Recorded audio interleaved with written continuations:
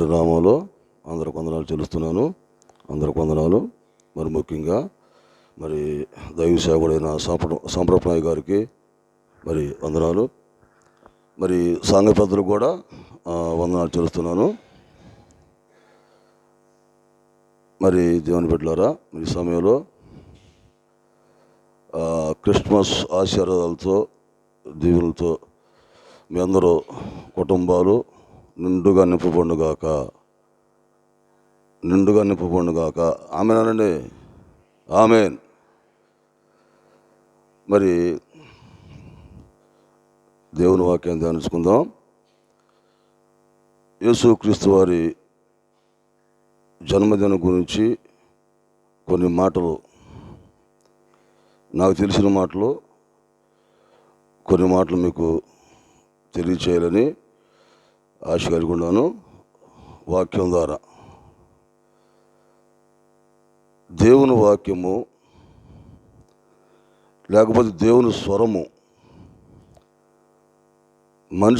మనిషిలోని భ్రష్టత్వాన్ని బయటపెట్టిద్ది అన్న సత్యాన్ని ఖచ్చితంగా గుర్తుపెట్టుకోవాలి. మనం చల్లబోటేలన ప్రభువు ఏదేని తోటలోకి వచ్చి ఆదామా ఆదామా ఎక్కడున్నాను ఆయన అన్నప్పుడు ఆదాం ఏమన్నాడు? ఎదురొచ్చి నేను ఉన్నాను ప్రభు అన్నాడా?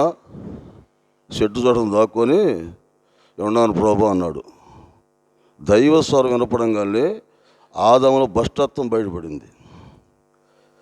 కనుక వాక్యం ప్రకటించేటప్పుడు, మనం వినేటప్పుడు ఆ వాక్యము హృదయంలో ఉన్న పాపంతో ఫైట్ చేసింది.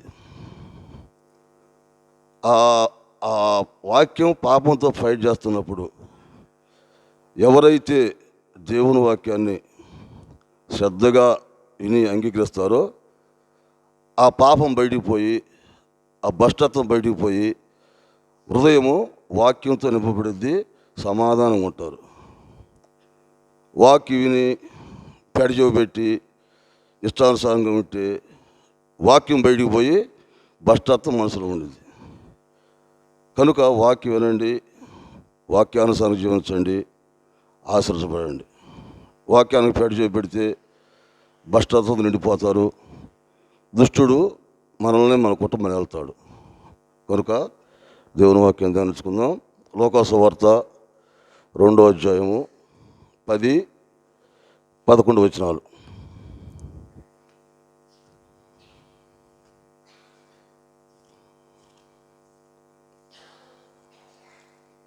చదువుతారా? అయితే అదోత భయపడకుడి,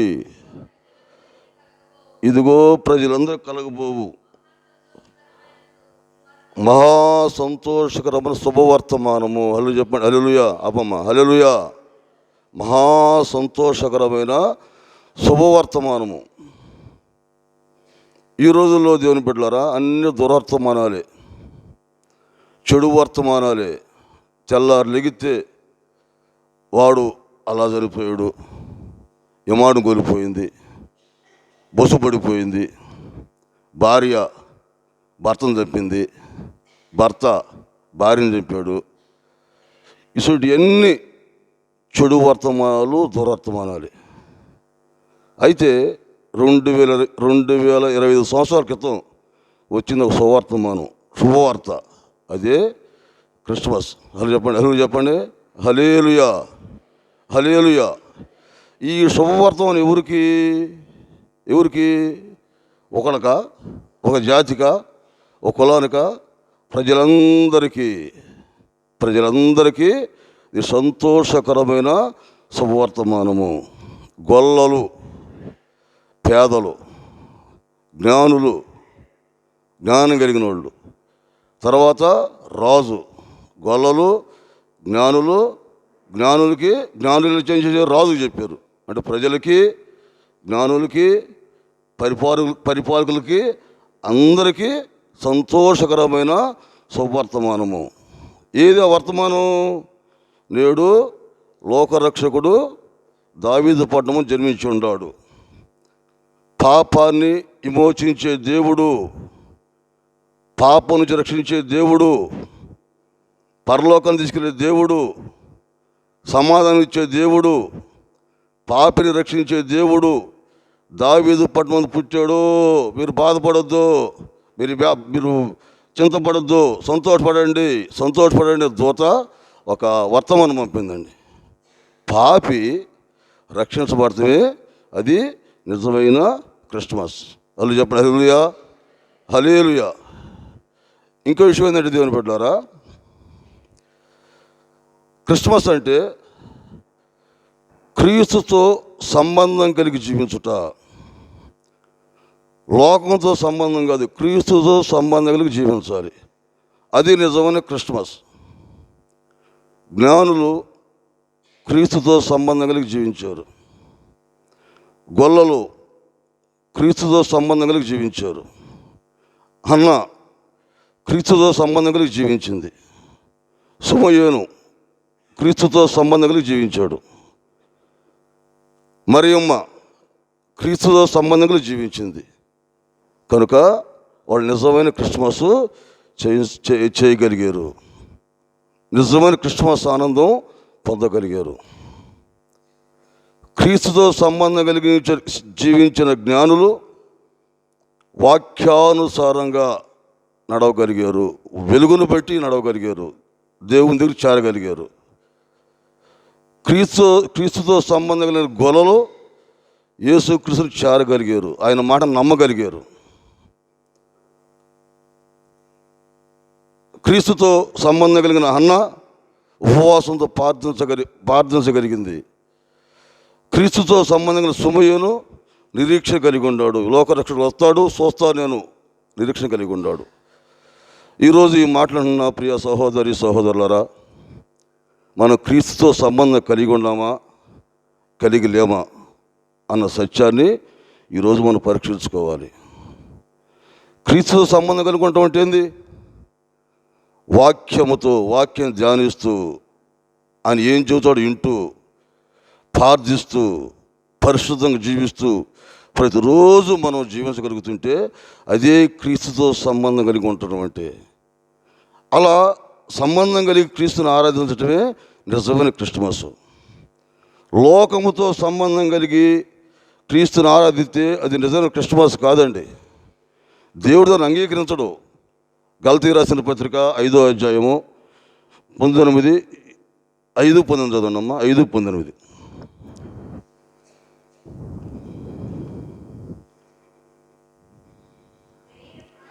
శరీర కార్యములు అవి ఏమనగా జారత్వము, అపవిత్రత, కామకత్వము, విగ్రహారాధన, అభిచారము, దేశములు, కలహములు. ఎన్ని అక్కడ ఉండదు చూడండి, అన్ని శరీర కార్యాలు. దేహము కక్షలు పెట్టుకొని క్రీస్తుని ఆరాధిస్తే అది క్రిస్మస్ కాదండి. అల్లరితో నాటపాటలు అంటే ఉంటాయిగా, మన ఎన్ని సినిమాలు షికారులు ఎన్ని చూస్తూ దేవుని ఆరాధిస్తే అది క్రిస్మస్ కాదండి. అసూయలు, గర్వాలు, అహంకారాలు పెట్టుకొని క్రీస్తుని ఆరాధిస్తే క్రిస్మస్ కాదండి. ఇంకా అనేక అపవిత్రమైన ఎన్ని ఉంటాయట. 5:19 ఆ కార్యాలు పెట్టుకొని, శరీర కార్యాలు పెట్టుకొని, టోటల్గా పాపం పెట్టుకొని క్రీస్తుని ఆరాధిస్తే అది క్రిస్మస్ కాదు, క్రీస్తు అంగీకరించడు. మళ్ళీ చదువమ్మా 5వ అధ్యాయం 21 చదువు. ఆత్మఫలాలు అయితే ప్రేమ, సంతోషము, సమాధానము, దీర్ఘశాంతము, దయాళత్వము, మంచితనము, విశ్వాసము, సాత్వికము, ఆశానకం. ఇది ఎన్ని మీ మనసులో మీ హృదయంలో ఉంచుకుంటే అది క్రీస్తుతో సంబంధం కలిగి ఉన్నట్టు. ఇలా ఎన్ని మీరు ఉంచుకొని క్రీస్తుని ఆరాధించగలిగితే దేవుడు అంగీకరిస్తాడు. దాని క్రిస్మస్ ఆశీర్వాదాలు, దీవెనలు మీరు పొందుకుంటారు. చూడండి, ప్రేమ, సంతోషము, సమాధానం ఎవరికి అది చెప్పండి? ప్రేమ, సంతోషము, సమాధానం మీ ఎదురింటోళ్ళకి ఇవ్వండి. ఎదురింటి ప్రేమతో చూడండి, సంతోషంతో నింపండి, సమాధానంతో ఉండండి. తర్వాత దీర్ఘశాంతము, దయాళత్వము, మంచితనం. అది మీరు ఉంచుకోండి. మంచితనము, దీర్ఘశాంతము, దయాళత్వం మీ దగ్గర పెట్టుకోండి. చదవమ్మా. విశ్వాసము, సాత్వికము, ఆశా నిగ్రహం. దేవుని ఆశ పెట్టుకోండి. దేవుడు వస్తాడు అని విశ్వాసంతో ఉండండి, ఆశతో ఉండండి. అలా ఉండి మనం క్రీస్తుని ఆరాధించగలిగితే క్రిస్మస్ దీవెనలు, ఆశీర్వాదాలు మొత్తం మీకే. హల్లెలూయా, హల్లెలూయా. ఇంకో విషయం ఏంటంటే, ఈ దేశంలో ఎన్నో మతాలు, కులాలు ఉన్నాయండి. ఎన్నో మతాలు, ఎన్నో కులాలు ఉన్నాయి. మతం అంటే ఒక అవగాహన. 10 మంది కలిసి, అబ్బాయి మనం ఈ నియమంలో ఉందాం, ఈ పద్ధతిలో ఉందాం, ఇలా మనం ఉండగలిగితే మనం దేవుడి దగ్గరికి వెళ్ళిపోతాం అనుకునేది మతం. కానీ మతము దేవుడి దగ్గరికి చేరవదండి.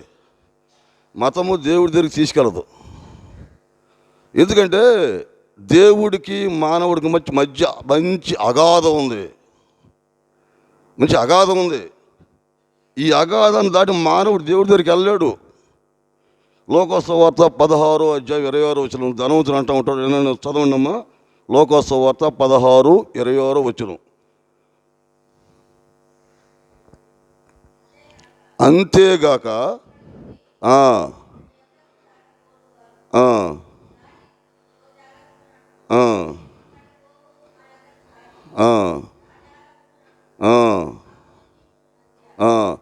మాకును మీకును మధ్య మహా అగాధము ఉన్నది.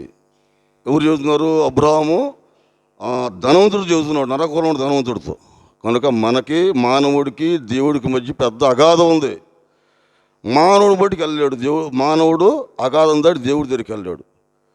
కనుక దేవాతి దేవుడే ఈ పాపంలో, శాపంలో మునిగిపోయి సమాధానం, సంతోషం, శాంతి లేకుండా రోగాలతో, రొప్పులతో, ఆయాసాలతో బతుకుతూ నరకానికి వెళ్ళాల్సిన మానవుణ్ణి స్వయాన దేవాతి దేవుడే పరలోక సింహాసనాన్ని వదిలి తగ్గించుకొని ఈ మానవుని పుట్టుకెళ్తానికి, ఇతను రక్షించడానికి స్వయాన దేవాతి దేవుడే ఈ భూలోకానికి రావటమే నిజమైన క్రిస్మస్. అది చెప్పండి. హల్లెలూయా, హల్లెలూయా.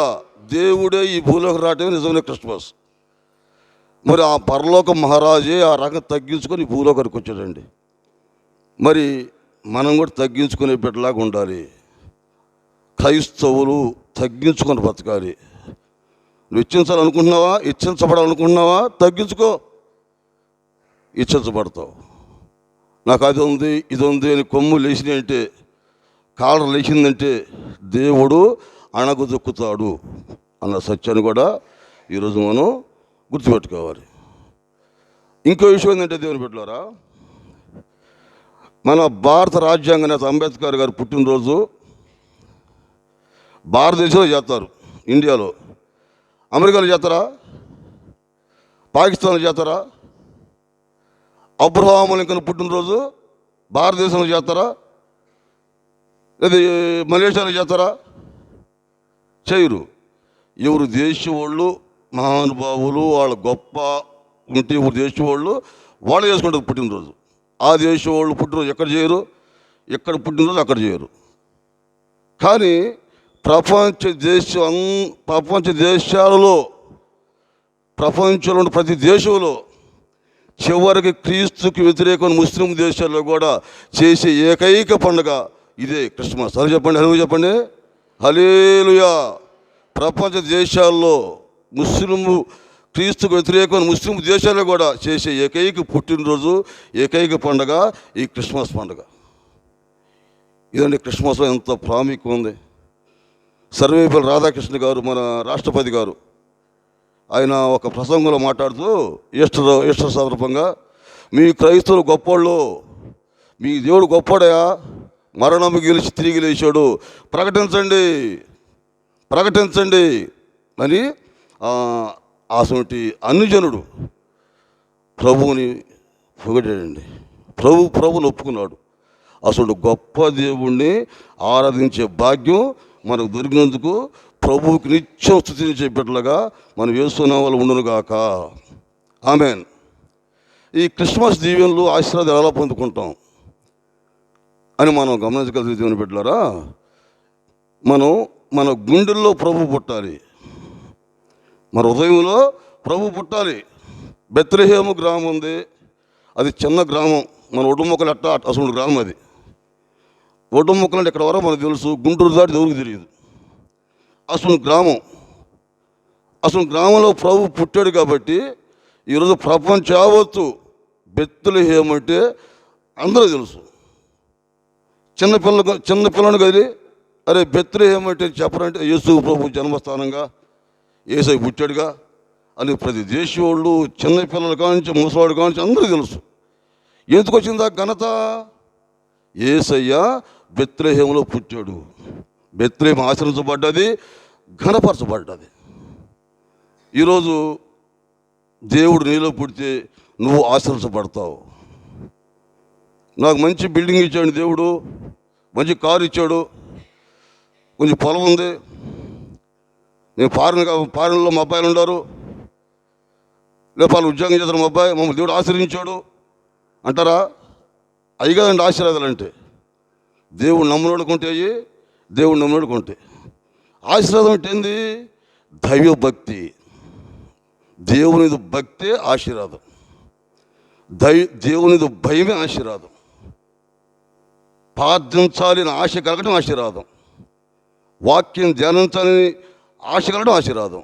ఆ దైవభక్తే ఆశీర్వాదం. ఆ దైవభక్తి యెహోవామందు పరమందు అన్నిటికీ పనికొచ్చింది. అసలు చెప్పండి హల్లెలూయా, హల్లెలూయా. రేపు మరణించి పరలోకానికి వెళ్ళినప్పుడు అయ్యే యేసు ప్రభువా నేను భూలోకంలో మంచి కలెక్టర్ చేసి ఇచ్చాను పలానా జిల్లాకి అని అనుకోరి ఒక పక్క వెళ్ళుతారు అంటాడు. ప్రభువా నేను భూలోకంలో మంచి అపార్ట్మెంట్ కట్టానయ్యా పెద్దది నాయన అరే ఆ పక్కన చెప్పు అంటాడు. ప్రభువా నేను భూలోకంలో ఆటో తోలేనయ్యా ఎంతోమంది తోలేను ప్రభువా అంటే అటు పక్కన చెప్పరు అంటాడు. ప్రభువా నేను భూలోకంలో నీ పని చేశానయ్యా, నీ కోసం బతికానయ్యా, నీకు రామాను స్వాట పడించానయ్యా, ఇటు చేశానయ్యా. ఆ భక్తి దేవుడు అంటాడు, రా నా కుమారుడా, నా కుమార్తె. ఈ లోకంలో పరలోకంలో పనికొచ్చేదే దైవభక్తి. అసలు ఆశీర్వాదాన్ని నువ్వు పొందుకుంటావు. దేవుడు నీలో పుడితే ఘనపరచబడతావు. నిస్తుంటాడు అయినా దేవుడు నిన్ను కనపరుస్తాడు. భారతదేశంలో ఒక ఖైదీకి ఏం శిక్ష చేస్తారండి? ఉరేస్తారు. ఉరిని మనం ఫోటో తీసుకొని ఇంట్లో మనం పూజిస్తామా, దండం పెడతాం ఊరికి. అదేవిధంగా శిలువ ఒక అడ్డ కొయ్య, నిండు కొయ్య. రోమా దేశంలో ఖైదీలకి శిలువ శిక్ష చేసి భయంకరంగా చంపేస్తారు. అసలు భయంకర శిక్ష శిలువ శిక్ష. వినండమ్మా, అసలు భయంకర శిక్ష శిలువ శిక్ష. ఆ శిలువను చూసి భయపడతారు. శాపగ్రస్తమైన శిలువ, వణిగిపోతారు ప్రజలు.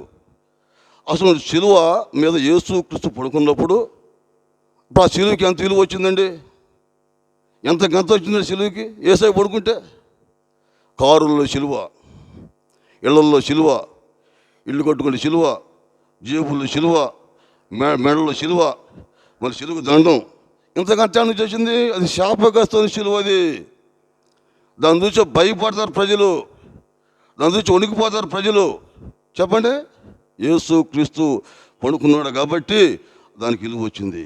ఈరోజు యేసుక్రీస్తు నీలో పుడితే నీ శాపాలు కొట్టివేయబడతాయి, నీ శాపాలు కొట్టివేయబడతాయి. ఏంగా శాపం?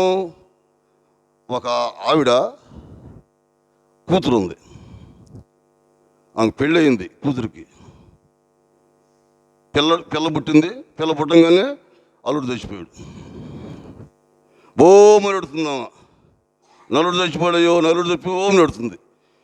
పాస్టర్ గారు అయ్యగారు వెళ్ళమ్మా బాధపడవకమ్మా అని ఓదారుతున్నాడు. ఏందయ్యా బాధపడేది? నేను పెళ్లి చేసుకున్నాను, ఈ అమ్మాయి పుట్టింది, ఈ అమ్మాయి పుట్టంగా నా భర్త చచ్చిపోయాడు. దీనికి పెళ్లి చేశాను, దీనికి పెళ్ళి అయింది, దీని పిల్లలు పుట్టంగానే దీని భర్త చచ్చిపోయాడు. ఇట్లా తరతరాలు శాపం వచ్చి పడిందేమో కుటుంబం మీదకి. తరతరాలు శాపాలు.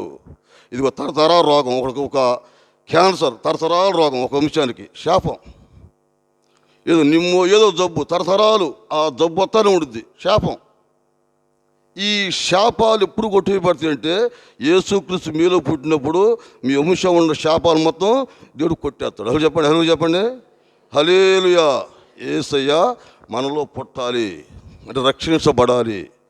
క్రీస్తును సొంత రక్షకుడు అంగీకరించి నువ్వు రక్షణ బాప్తిసం తీసుకొని వాక్యానుసారంగా జీవించగలిగితే మీ శాపాలు కొట్టివేయబడతాయి, ఆశీర్వదించబడతారు, నిజమైన క్రిస్మస్ అనే ఆనందాన్ని పొందుకుంటారు.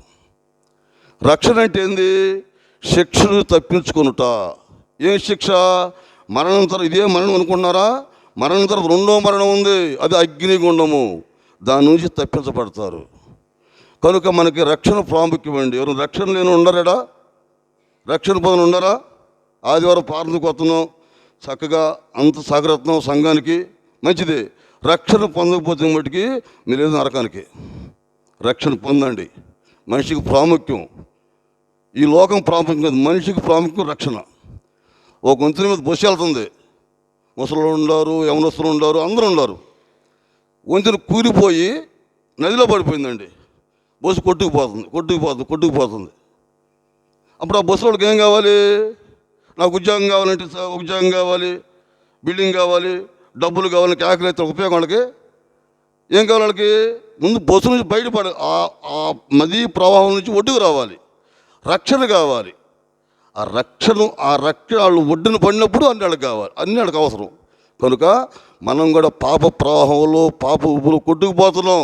మన పితరులు చేసిన పాపానికి శాపాలు అనిపిస్తున్నాం. మనశ్శాంతి, సంతోష, శాంతి లేకుండా జీవిస్తున్నాం. కనుక దేవుడు మనలో పుడితే, రక్షించబడితే మనం ఎంతో ధనమి. కనుక రక్షణ లేని వాళ్ళు ఖచ్చితంగా రక్షణ పొందండి. హలో చెప్పండి, హల్లెలూయా, హల్లెలూయా, హల్లెలూయా. కనుక దేవుని బిడ్డలారా, ఇంకో విషయం ఏంటంటే గొర్రెల కాపరులు లోకోసు వార్త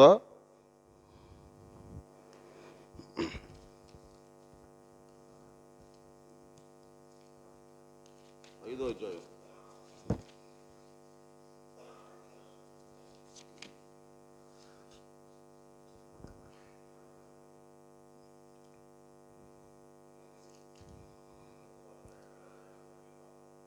రెండో అధ్యాయం. అది ఆ మాట దోత చెప్పిన మాటని వెంటనే వాళ్ళు ఏం చేస్తారు? నిజమేరా అని చెప్పి చదవమ్మది. అది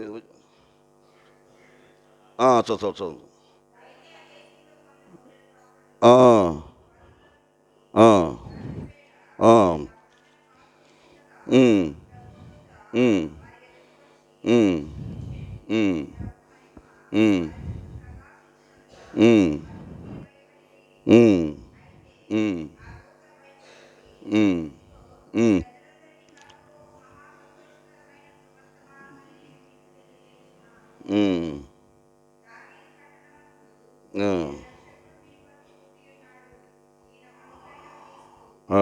సరేమ్మా, సరే కింద చదువుకోండి. ఆ మాట చెప్పంగానే వాళ్ళు దేవుని ఉనికిని గుర్తుపెట్టారు. గుర్తుపెట్టి అన్నీ ప్రభు దగ్గరికి వెళ్ళిపోయారు. మనం దేవుని ఉనికిని గుర్తుపట్టాలి. దేవుని ఉనికిని గుర్తుపట్టాలి. ఉనికిని గుర్తుపట్టి నువ్వు జీవించగలిగి నిజమైన క్రిస్మస్ ఆనందం పొందుకుంటావు. ఏంది ఉనికి? భయంకర వ్యాధి వచ్చి ఐసీయూలో ఉండవు, తక్కువ స్వస్థపడి బయటపడ్డాం. దేవుడు ఉన్నాడు కాబట్టి నేను బయటపడ్డాను. దేవుడు నా పక్కన, ఆ ఉనికిని గుర్తుపట్టాలి.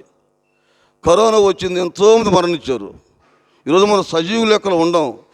దేవుడు ఉనికి, దేవుడు నా పక్కన ఉన్నాడు కాబట్టి నేను బయటపడ్డాను. ఈరోజు మంచి దేవుడితో కార్యం చేశాడు, మంచి ప్రమాదాన్ని తప్పించాడు, నీ మంచి ఉద్యోగం ఇచ్చాడు దేవుడు. అలా ఎన్ని మంచి కార్యాలు మన కుటుంబాలు జరుగుతున్నాయి. మంచి క్షేమం మన కుటుంబాల్లో ఉంది, మంచి క్షేమము మన కుటుంబాల్లో ఉంది. దీనికి కారణం ప్రభువు నా పక్షాన ఉన్నాడు కాబట్టి, ప్రభు నా దగ్గర ఉన్నాడు కాబట్టి నాకు క్షేమము నాకు కలుగుతుంది. ప్రతిదీ నాకు దేవుడు సహాయం చేస్తున్నాడు అనే ఉనికిని మనం గమనించి దేవుడికి కృతజ్ఞతగా జీవించాలి. చెప్పండి, హల్లెలూయా, హల్లెలూయా. కృతజ్ఞతగా జీవిస్తున్నారా? కృతజ్ఞత అంటే ఏంది? దేవుడు గీసిన గీత దాటకూడదు. ఒక యవనస్తుడు, పాష గారు, దేవుడు చేసిన మేళ్ళకి నేను కృతజ్ఞత తీర్చుకున్నానండి. ఏం తీసుకున్నారు నువ్వు అంటే, నేను వెళ్ళానండి చర్చికి పలారం ఇచ్చాను, కుటుంబాటు పెట్టుకున్నాను, చక్క పాస్టర్ గారు మంచి కానుక ఇచ్చాను, మంచిదే, ఇవ్వాలి. దీని మాత్రం కృతజ్ఞత కాదండి. ఇది కృతజ్ఞత అంటే ఆయన మాటకు లోబడి జీవించాలి. కష్టమైనా, నష్టమైనా, బాధ అయినా, శ్రమ అయినా ఆయన మాటకు లోబడి జీవించాలి. అది కృతజ్ఞత. షడ్రకు, మేషకు, అభ్యర్థనగోలు బబులోని దేశంలో ప్రజల మధ్య రాజు శాసనం ఇచ్చాడు, రబాయ్ ఎవడైనా సరే ఇదిగో ఈ బొమ్మకు మొక్కాల్సిందే, మీరు మొక్కపోతే మటుకు ఇదిగో భయంకర అగ్గిరిగుండము. వాళ్ళు ఏమన్నారు చెప్పండి? మేము ముట్టుకు మొక్కం, మా దేవుడు కాపాడినా కాపాడిపోయినా మేము ముట్టుకు విగ్రహం మొక్కం. మనం కూడా దేవుడు మనకి ఇచ్చినా ఇగిపోయినా యేసయ్య గీత దాటకపోవటమే అదే నిజమైన కృతజ్ఞత. హల్లెలూయా. ఈరోజు మనకు అన్నీ ఉంటే ప్రభా స్తోత్రం అంటున్నాం, సంతోషం గంతులేస్తున్నాం. చిన్న కష్టం వస్తే చర్చి దూరం అయిపోతున్నాం, దేవుడు దూరం అయిపోతున్నాం, లోకంలో కలిసిపోతున్నాం. ఒకరోజు కడుపు కాలితే ప్రభా స్తోత్రం అనుకున్నా లోకంలో కలిసిపోతున్నాం. ఒకరోజు బాధ వస్తే లోకంలో కలిసిపోతున్నాం. బాధ వచ్చినా, కష్టం వచ్చినా, నష్టం వచ్చినా, ఏదొచ్చినా ప్రభువుకు లోబడి జీవించేవాళ్ళే చెప్పండి, వాళ్ళు నిజమైన క్రిస్మస్ ఆశీర్వాదాన్ని పొందుకుంటారండి. హలో చెప్పండి. హల్లెలూయా. కృతజ్ఞతగా బతకాలి. కృతజ్ఞత లేకుండా జీవితం మటుకి అది మీరు క్రిస్మస్ ఆశీర్వాదాలు పొందుకోలేరు. రక్షించబడాలి. రక్షణ లేకుండా దేవుని ఆశీర్వాదాలు పొందుకోలేవు. రక్షించబడ్డ వాళ్ళు ఏం చేయాలి చెప్పండి? పరిశుద్ధంగా జీవించాలి. పరిశుద్ధముగా. రక్షణ లేకముందు సాతాను ఎంత పట్టించుకోదు నేను. వీడు మనోడేగా, వాడు తాగుతాడు, తాగి సత్య నరకాన్ని మన దగ్గరికి పోతే ఎక్కడికెళ్తాడు? ఏమో మనమేగా, ఆడు మనోడేగా, ఆడు మన పనులు చేస్తున్నారు, సత్య నరకానికి వస్తాడు, మన దగ్గరికి వస్తాడు, ఎక్కడికి వెళ్తాడు? వీడు రక్షించబడ్డాడు.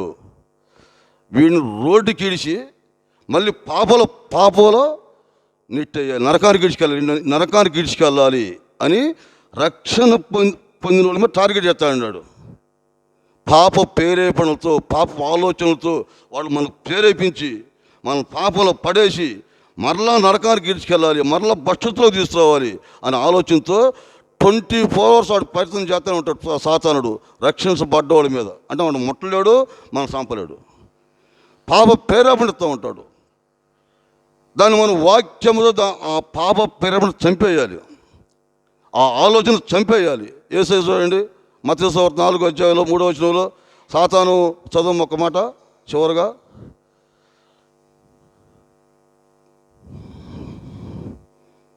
4:3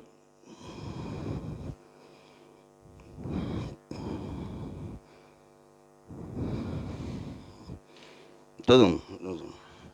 ఆ శోధకుడు ఆయన వద్దకు వచ్చి, నువ్వు దేవుని కుమారుడు అయితే ఈ రాళ్ళు అందుకు ఆయన మనుషులు రొట్టె వల్ల మాత్రమే కాదు కానీ చూడండి, సాతాను వచ్చి అయ్యా ఈ రాళ్ళు రొట్టెలకు చేసి తినంటే, ఒరే సాతానా దరిద్రుడా, దేవుడు మనిషి మాట వల్ల మనం బతుకుతాం, ఏంది రొట్టెలో బతకమని చెప్పాడు. ఆ స్తోత్రం చదివారు కదా.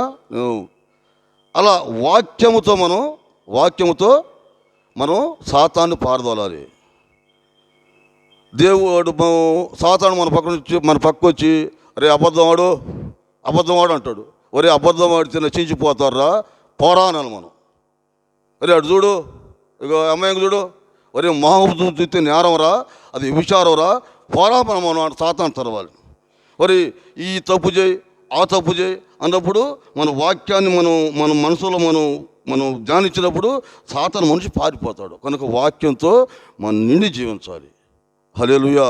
రక్షించబడ్డా నువ్వు సాతాను ప్రేరణకు లోబడి వాడి ప్రకారం జీవిస్తే మరలా నువ్వు మళ్ళీ భ్రష్టు పట్టిపోతావు. హల్లెలూయా చెప్పండి. హల్లెలూయా.